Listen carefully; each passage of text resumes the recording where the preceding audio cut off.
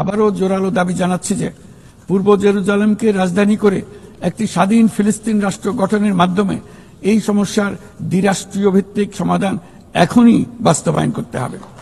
মাননীয় সভাপতি, আমি সবসময় মানুষকে আশার বাণী শুনিয়েছি, কখনো ভয় দেখিয়ে কিছু করা আমি সমর্থন করিনি, কিন্তু আজ আমাকে সেখান থেকে সরে এসে ভয়ঙ্কর কিছু কথা বলতে হচ্ছে।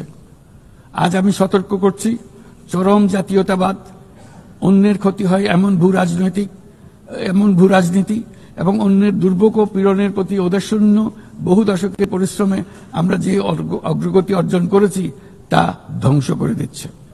এর সবচেয়ে মর্মান্তিক চিত্র আমরা দেখেছি গাজায়। শিশুরা না খেয়ে অকাল মৃত্যুবরণ করছে, বেসামরিক জনগোষ্ঠীকে নির্বিচারে হত্যা করছে, হাসপাতাল, স্কুল সহ একটা গোটা জনপদ নিশ্চিহ্ন করে দিচ্ছে।